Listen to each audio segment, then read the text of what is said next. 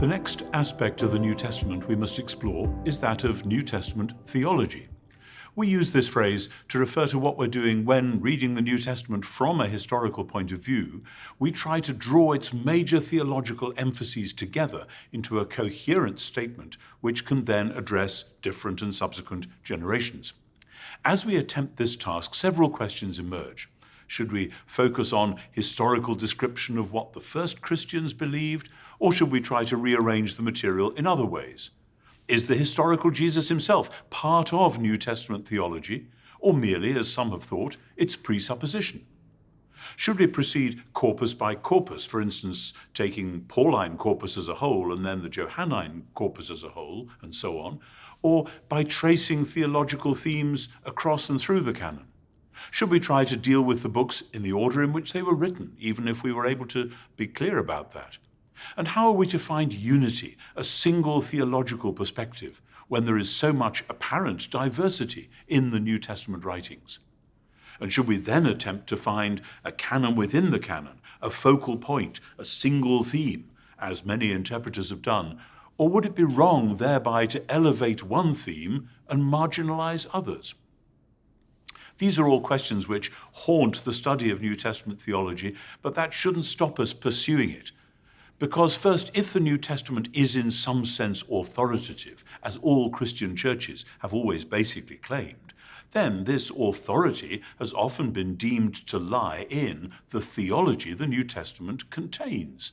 However, we must of course recognize that the ultimate authority is God himself. This makes the notion of biblical authority a bit more complex than people sometimes imagine.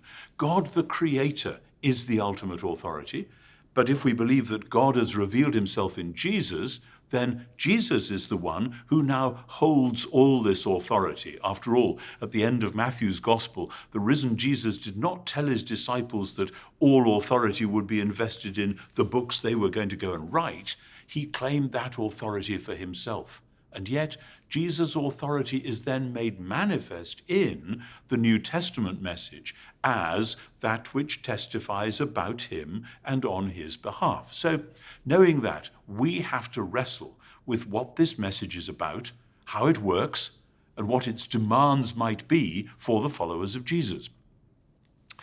The second reason why we have to do New Testament theology is that the practical context has been the church's perceived task of addressing both itself in its own life and the wider world with a message from God. Christianity has always tried to offer a single great story, which it claims is the true story of the whole world. This is about public truth, and the church's job is to know this truth, to live by it, and to make this truth known and effective throughout the globe. New Testament theology fuels the church's preaching and sparks it into action. Or to put it simply, New Testament theology is the discipline which enables us to describe what it is about the New Testament that is authoritative, and to define and shape the mission that constitutes the primary call of the church. Look at it like this. In Israel's scriptures, God promises to put the whole world to rights. The early Christians believed that God had decisively launched this project through Jesus, and that by the Spirit they were charged with implementing and modeling this putting right project against the day when Jesus would return to complete the task. So New Testament theology is the discipline of explaining and expounding the many and varied emphases and insights of the early Christians in such a way as to inform, undergird, and direct this mission. So a robust approach to the study of the New Testament will give proper space both to its historical context and to its theological content. The New Testament is both history and theology. They're mixed together, and the challenge in studying the New Testament is to do justice to both without disregarding or downplaying either component. The problem of ignoring the historical context of the New Testament, then, is that one can impose other narratives and schemes which become the controlling backdrop for understanding the New Testament's message. But if we take seriously the contingent nature of the New Testament, the fact that it happened and was written back then, not in our own day, and the fact that while it was written for us, it was not written to us, then we'll recognize how important it is to situate the New Testament in its social, religious, and historical context. There's an obvious case in point. If you come to Galatians chapter 2, verses 11 through 14, you'll find that Paul is describing the incident at Antioch, where he had to confront Peter over his specific decisions as to who to eat with or not to eat with. But if you approach that without realizing the context, you'll struggle to understand the thrust of what Paul is saying without a working knowledge of Jewish social boundaries, food taboos, and debates within the Jewish world about fraternizing with non-Jews, with Gentiles. So if you're going to discern the theological claims of the text, that has to follow from the reconstruction of the social context behind the text. Theology needs history if it isn't going to take off like a helium balloon. It's got to be anchored to terra firma. There is always a danger of imposing the structure and questions of later philosophy or systematic theology, as has often happened with that very passage where people have said, we want to know about salvation or justification, so we'll read Galatians 2 to tell us about that. Well, you can get there if you try hard, but that's not primarily what that passage is about. Those other questions of philosophical or systematic theology may well be important, but we must be sure to allow the text to speak for itself in its own words, from its own context, on its own terms. That is the only way in which the theological and missional significance of the text can be grasped and become effective. So New Testament studies has a two-pronged approach of doing both history and theology, recognizing that describing the theological views of the early Christians is itself part of the historical task. We need to describe as accurately as we can the world behind and inside the text, the worldview and theology which the text is expressing, in order then to address the world and the church of today, the world, as some people put it, in front of the text. History attempts to trace the stories and beliefs of the early church which comprised their worldview, while the second-order constructive task of theology then explores the God dimension of that worldview with all its corollaries, recognizing that this task of theology is always in the service of the church's mission, never an intellectual exercise for its own sake. So the Christian reader of the New Testament is committed to these two tasks, mapping early Christian history, including the history of early Christian theological ideas, and then pursuing New Testament theology while remembering that neither of these tasks can be self-sufficient. They're always mutually dependent. After all, to do history without theology would result only in a catalogue of disputable facts and interpretations. You could endlessly analyze and compare them, but they wouldn't really mean anything for today. That kind of exercise with the biblical texts would have the same force for people of our own day that you'd get if you did a similar study of, say, ancient Egyptian hieroglyphs. In other words, would have no force at all. Why should those strange old texts have anything to say to us today? And that is, of course, what many people have said about the New Testament, which is why some theologians have been wary of doing too much historical study in case you end up with that result. But that split-level world will never be good enough for a fully Christian reading.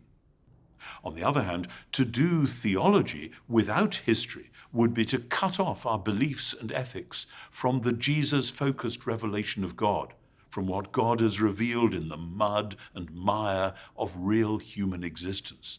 Such an approach would deny that the biblical texts really have to do with history, preferring instead to see them as myth, touting things that never really happened, but somehow remain endearingly true as allegories of human existence. But if we're right, then history and theology need one another, like baseball needs hot dogs or like Rogers needed Hammerstein. To the Christian reader, the beliefs and stories that are unearthed through historical study are not historical relics. When they're properly interpreted, when they're responsibly appropriated, they carry prescriptive force for the mission and life of the Church, undergirded always by true belief. Christian theology, after all, does what all worldviews and their ancillary belief systems claim to do.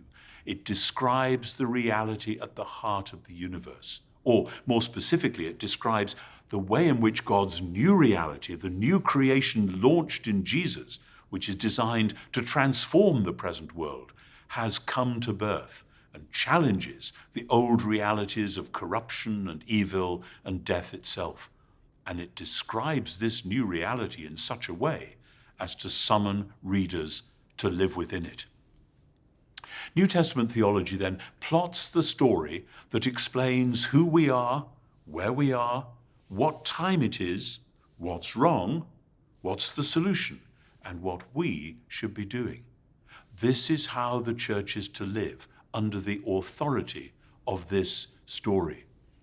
The New Testament works when we see it as the first scene of the final act of God's great narrative. The early Christians saw themselves as living within a much longer story, the scriptural story of creation and fall, of Israel, and ultimately of Jesus himself. Those are the first 4 acts in the drama. And the New Testament writers find themselves at the start of the 5th act of the drama. And they sketch here and there how that drama is meant to finish in the ultimate rejoining and renewal of heaven and earth, the new creation itself with resurrection at its center. And the New Testament then enables its readers to offer an improvisatory performance of the whole final act as it leads up to and anticipates the intended conclusion. This is quite a challenge, as every generation of Christians has discovered, but there is no alternative, nor should we seek one. As in a theatre where the actors have to understand the story so far and then improvise their way faithfully towards the intended conclusion, the New Testament calls for a self-involving performance of its text, in which we, the actors, will ourselves be transformed, and that may be a painful process. Theology, in other words, enables us to use the New Testament as the basic script for the mission and life of the people of God, the local church, the global church, and every member within them. Theological study of the New Testament within the spirit-driven and prayerful life of the whole church is meant ultimately to enable us to love God with our minds, in order to be constantly stirred up to love him with our hearts and our souls. And that way our mission, loving God with all our strength for the benefit of the whole world, will be shaped by the cataclysmic foundational events concerning Jesus. So, rooted in history, we are shaped by theology, not least the theological claim that the God revealed in Jesus will put all things right at last, as our lives effect real transformation in real history, today and tomorrow.